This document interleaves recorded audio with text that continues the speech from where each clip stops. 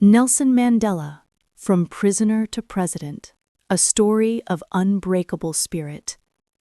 Do you ever feel like the world is against you? Like your dreams are impossible because the obstacles are just too big?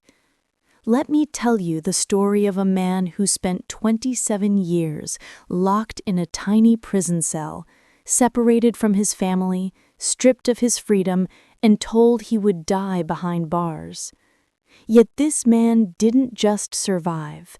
He emerged from that prison to become the president of the very country that imprisoned him. He transformed a nation built on hatred into one founded on forgiveness and hope. This man is Nelson Mandela, a name that has become synonymous with courage, resilience, and the power of the human spirit to overcome impossible odds. His story is not just about fighting injustice. It's about maintaining your dignity when everything is taken from you. It's about choosing forgiveness over revenge. It's about believing in a better future even when the present seems hopeless. Today, we will walk through his extraordinary journey. We'll talk about his childhood in a small village, the injustice that awakened his fighting spirit, the decades he spent in prison, and how he ultimately changed the course of history. By the time you finish this story, you'll not only know Nelson Mandela's life, but you'll also understand that no matter how dark things seem, one person with unwavering conviction can change the world. And remember, as we go along, keep learning from his example. Just like Nelson Mandela believed that education is the most powerful weapon you can use to change the world, let this story educate and inspire you. Nelson Rolihlahla Mandela was born on July 18, 1918, in a small village called Mvezo in the Eastern Cape of South Africa. His father, Godla Henry Mpakanyeswa, was a local chief and counselor to the tribal king. His mother, Nosekeni Fani, was a kind and deeply religious woman who taught young Nelson the importance of dignity and respect. When Nelson was born, his father gave him the name Rolihlahla, which literally means pulling the branch of a tree, or, more colloquially, troublemaker. Looking back, it seems his father knew something special about this child. Nelson would indeed shake the very foundations of an unjust system. The Mandela family wasn't wealthy, but they weren't poor either. They lived a simple rural life in the rolling hills of the Transkei. Young Nelson spent his days herding cattle, playing with sticks and stones, and listening to the elders tell stories under the stars. He learned about African history, about the wars of resistance his ancestors fought, and about the dignity of his people before colonizers arrived. Even as a young boy, Nelson showed signs of something special. He was curious about everything. He asked questions that made the elders pause and think.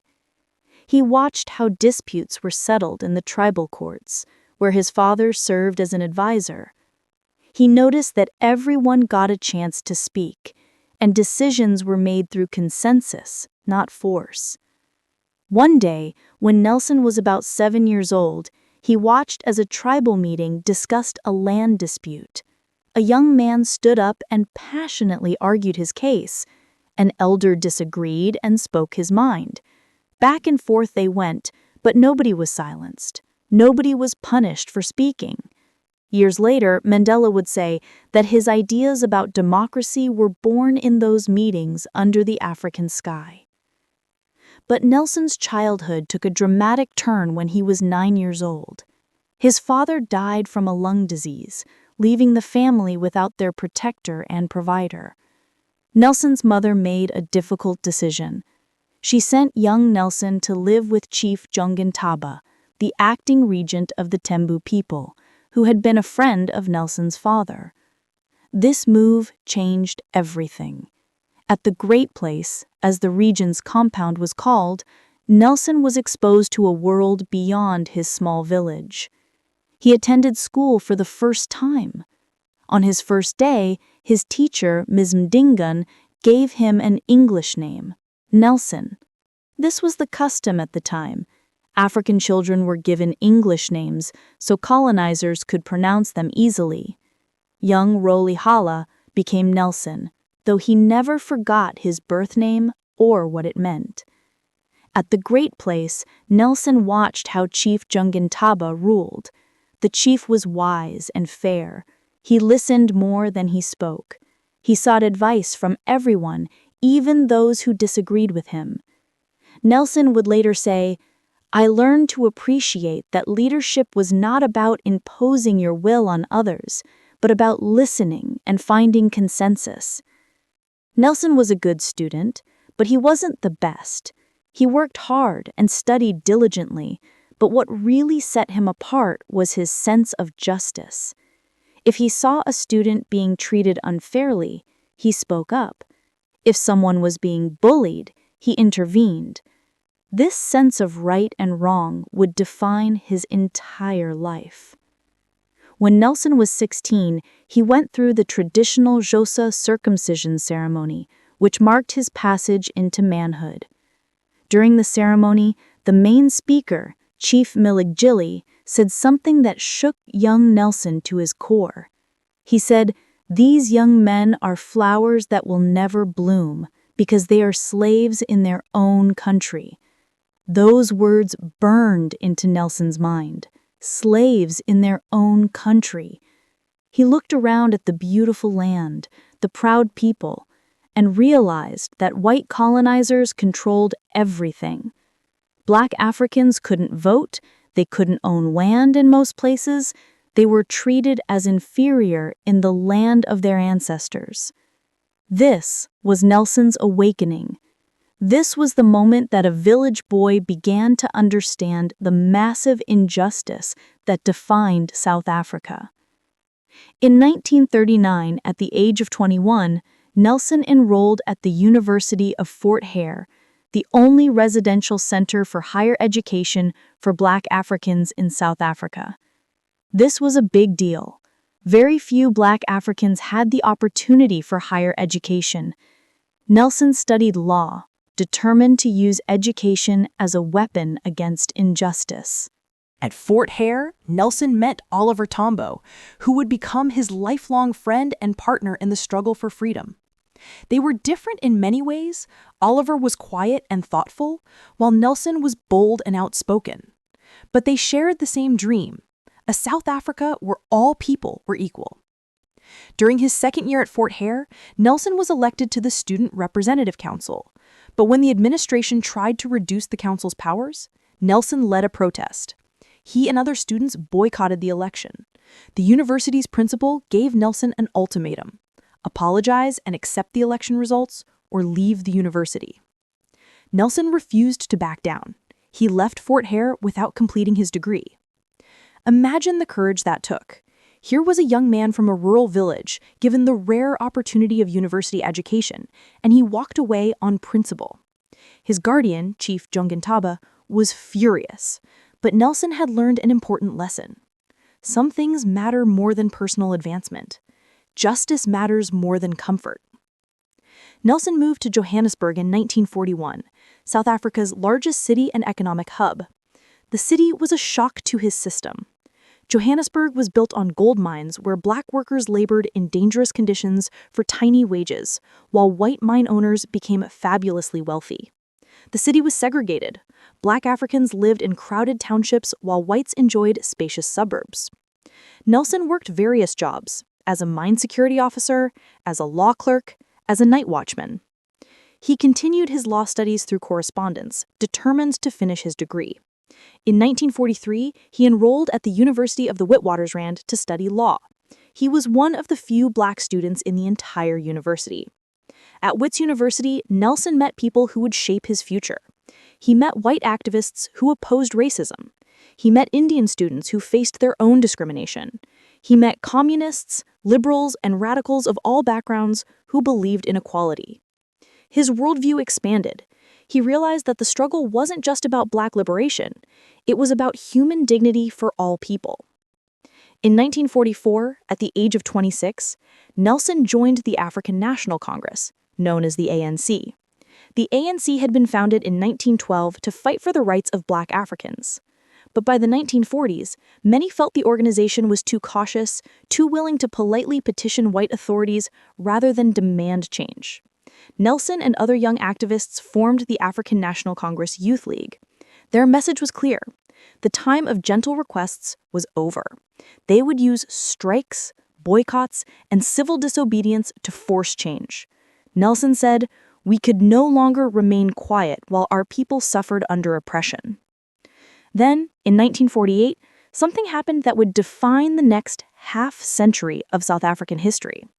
The National Party, which openly campaigned on the platform of racial separation, won the election.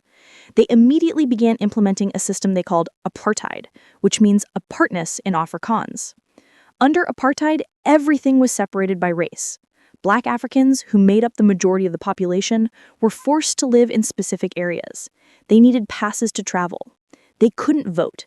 They received inferior education. Interracial marriage was banned. Even park benches were labeled whites only or non-whites only. Apartheid wasn't just unfair, it was dehumanizing. It told Black Africans they were inferior simply because of the color of their skin. Nelson Mandela couldn't stay silent. In 1952, he and Oliver Tambo opened the first Black law firm in South Africa. They provided legal defense to Black Africans who were arrested under apartheid laws. Their office was always full of people seeking help. That same year, Nelson helped organize the Defiance Campaign. The strategy was simple: deliberately break apartheid laws through peaceful civil disobedience, get arrested, fill the prisons until the system couldn't function. Thousands of people participated. They walked through whites-only entrances. They sat on whites-only benches. They refused to carry their passes. Nelson was arrested multiple times during this campaign. Each time, he refused to show remorse. In court, he would stand tall and explain why apartheid laws were unjust and why he had a moral duty to defy them. The government's response was brutal. They passed new laws making it easier to arrest protesters. They banned gatherings. They declared the ANC and other opposition groups illegal. In 1956, they arrested 156 activists, including Nelson, and charged them with treason. The trial would last 5 years, but all defendants were eventually acquitted. During these years, Nelson's personal life was complicated. He had married Evelyn Mace in 1944, and they had 4 children together. But Nelson's commitment to the struggle consumed him. He was rarely home. He was always in meetings, organizing protests, defending activists in court, or in jail himself. Evelyn wanted a normal family life. She wanted a husband who came home for dinner. But Nelson couldn't be that man. His country was calling him. The marriage fell apart. In 1958, they divorced.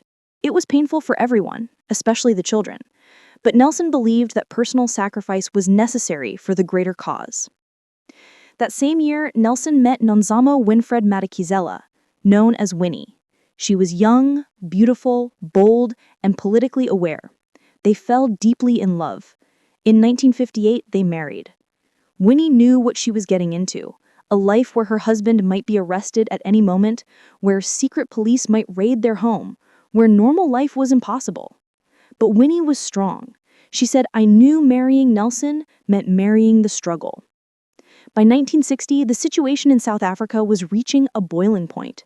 The government was becoming more repressive. The resistance was becoming more determined. On March 21st, 1960, something happened that changed everything.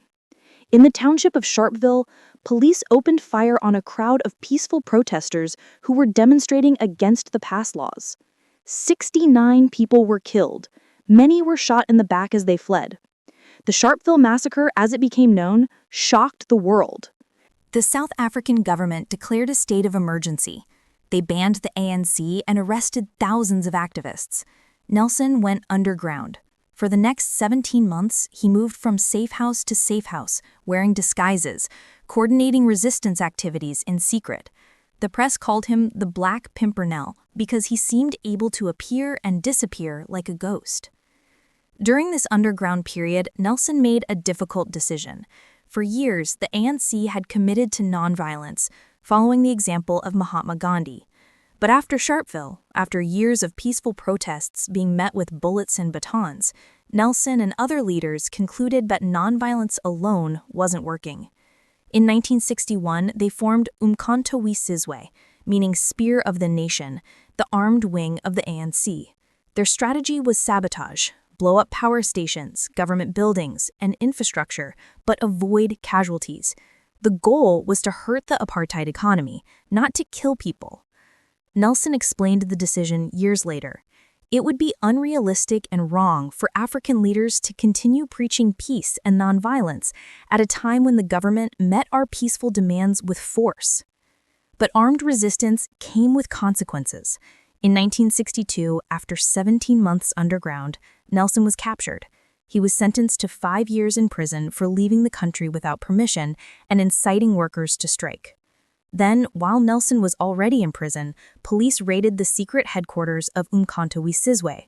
They found documents, plans, and evidence linking Nelson and other ANC leaders to sabotage activities. In 1963, Nelson and 7 other activists were put on trial for sabotage and conspiracy to overthrow the government. This trial, known as the Rivonia trial, could have ended with death sentences for all the accused. The whole world watched.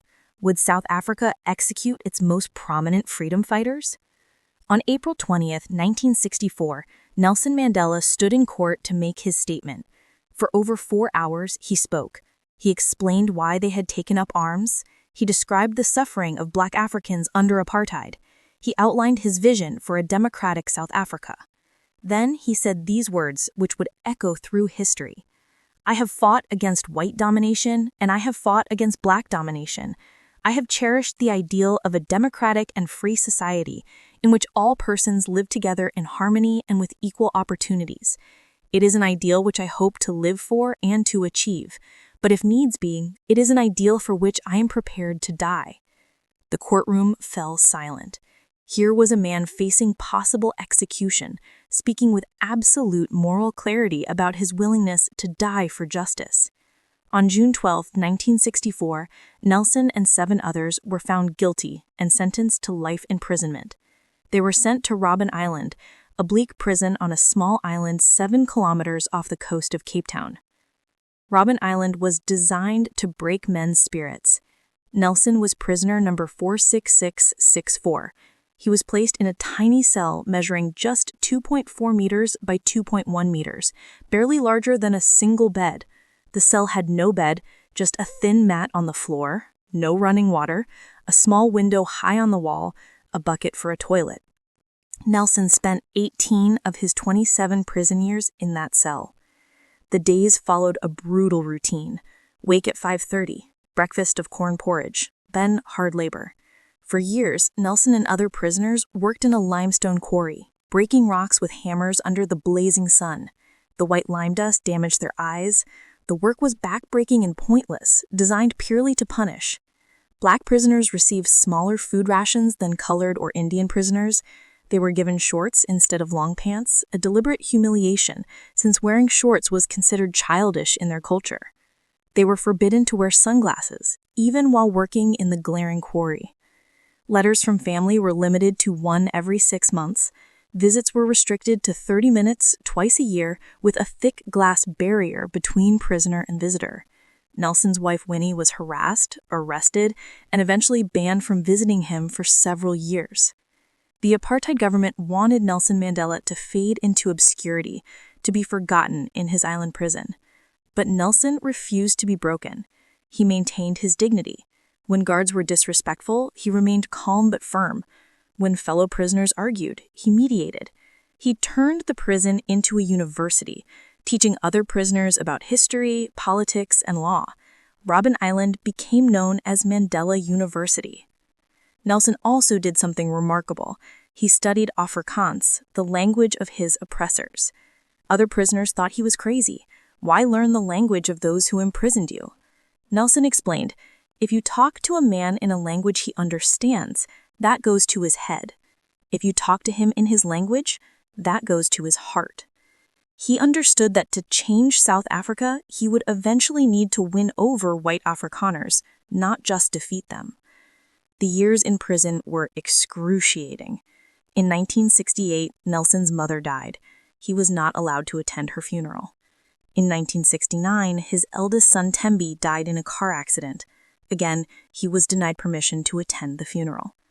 Imagine that pain, locked in a cell while your loved ones are buried without you. But Nelson didn't become bitter. He refused to hate. He later explained, "Resentment is like drinking poison and then hoping it will kill your enemies." Outside the prison walls, the world was changing. The anti-apartheid movement was growing globally.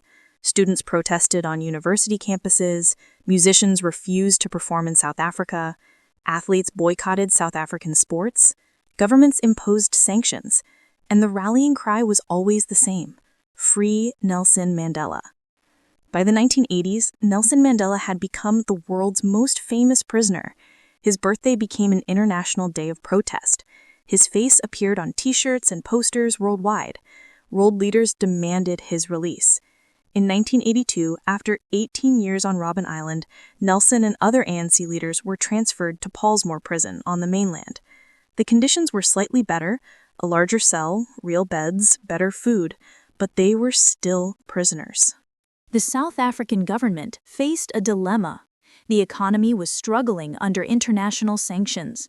The country was becoming ungovernable as townships erupted in protests. The cost of maintaining apartheid was becoming unsustainable. In 1985, President P.W. Botha made Nelson an offer. He would be released from prison if he renounced violence as a political tool. It seemed like a good deal: freedom after 21 years in exchange for a simple statement. Nelson refused. He released a statement through his daughter that was read at a public rally. "I cannot and will not give any undertaking at a time when I and you, the people, are not free. Your freedom and mine cannot be separated." Think about that. After more than 2 decades in prison, offered his freedom, and he said no because the conditions weren't right. That's principle.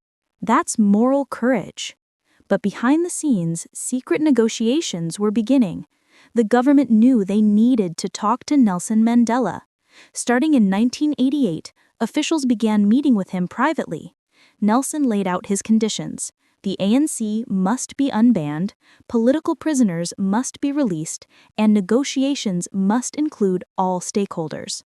Finally, in 1989, F.W. de Klerk became South Africa's president.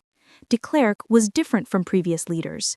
He understood that apartheid was unsustainable. On February 2, 1990, he announced that Nelson Mandela would be released, the ANC would be unbanned, and negotiations for a new South Africa would begin. On February 11, 1990, after 27 years, 6 months, and 6 days in prison, Nelson Mandela walked free. He was 71 years old. He had entered prison a young revolutionary. He emerged an elder statesman. The world watched as Nelson walked out of Victor Verster prison, hand in hand with Winnie, his fist raised in the ANC salute. Crowds erupted in celebration. But Nelson's first public words weren't about revenge or anger. He said, "I greet you all in the name of peace, democracy, and freedom for all." The next 4 years were tense and difficult. Negotiations between the ANC and the government were complicated. Violence erupted in townships. White extremists tried to derail the process. There were moments when it seemed everything might fall apart. But Nelson remained committed to peaceful transition. He understood that South Africa needed reconciliation, not civil war. When some young activists called for immediate armed revolution, Nelson counseled patience and negotiation. He met with people who had been his enemies. He had tea with the widows of apartheid leaders. He reached out to white Afrikaners who feared majority rule. He said, "Courageous people do not fear forgiving for the sake of peace." In 1993, Nelson Mandela and F.W. de Klerk were jointly awarded the Nobel Peace Prize for their work in peacefully dismantling apartheid. Then came the moment South Africa had been working toward, the first democratic election where people of all races could vote. On April 27, 1994, millions of South Africans, many of them voting for the first time in their lives, stood in long lines to cast their ballots. Nelson Mandela voted in his hometown in the Eastern Cape. He was 75 years old. It was the first time in his life he had ever been allowed to vote. The ANC won in a landslide. On May 10, 1994, Nelson Rolihlahla Mandela was inaugurated as the first democratically elected president of South Africa. The boy from a small village, the prisoner from Robben Island, became president of the nation that had imprisoned him. In his inaugural address, Nelson said, "Never, never, and never again shall it be that this beautiful land will again experience the oppression of one by another. Let freedom reign." As president, Nelson faced enormous challenges. South Africa was deeply divided. The economy needed transformation. Millions lived in poverty. Violence simmered. White South Africans feared revenge. Black South Africans demanded justice. Nelson's approach was revolutionary. Instead of revenge, he chose reconciliation. He formed the Truth and Reconciliation Commission, where perpetrators of apartheid-era crimes could confess their actions in exchange for amnesty. The goal wasn't to punish, but to heal. He appointed both ANC members and former apartheid officials to his cabinet. He learned the rugby anthem, a symbol of Afrikaner culture, and wore a Springbok rugby jersey, showing white South Africans that this was their country too. In 1995, when South Africa hosted the Rugby World Cup, Nelson attended the final match wearing that Springbok jersey. When South Africa won, he presented the trophy to the white Afrikaner captain, Francois Pierne. That moment, a black president embracing a white rugby captain, became a symbol of the new South Africa. Nelson served one term as president and then stepped down in 1999, keeping his promise not to cling to power. He spent his retirement years focusing on AIDS awareness, children's welfare, and peace building across Africa. Throughout his life, Nelson Mandela shared wisdom that continues to inspire millions. Here are some of his most powerful thoughts. Education is the most powerful weapon which you can use to change the world. It always seems impossible until it's done. I learned that courage was not the absence of fear, but the triumph over it. Resentment is like drinking poison and then hoping it will kill your enemies. A good head and a good heart are always a formidable combination. Nelson Mandela's life teaches us profound lessons that transcend politics and nationality. 1. Stand for justice even when it costs you everything. Nelson gave up his freedom, his family time, 27 years of his life, all for a principle. He never wavered. 2. Forgiveness is stronger than revenge. Nelson emerged from prison without bitterness. He chose to build bridges rather than burn them. This choice prevented a bloodbath and created a new nation. 3. Your circumstances don't define you. Your character does. In a tiny prison cell, Nelson maintained his dignity, his vision, and his humanity.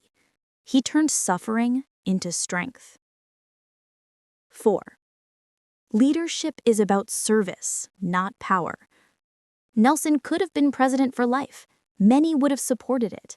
Instead, he served one term and stepped aside, setting a powerful example for African leadership. 5. Never give up. For decades, the struggle seemed hopeless. Apartheid seemed unbreakable. But Nelson and millions of others kept pushing, kept believing until the impossible became reality.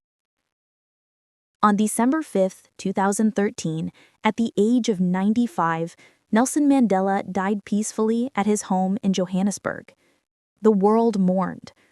World leaders, celebrities, and ordinary people from every continent paid tribute. But Nelson Mandela's legacy lives on. He proved that one person, armed with conviction and courage, really can change the world.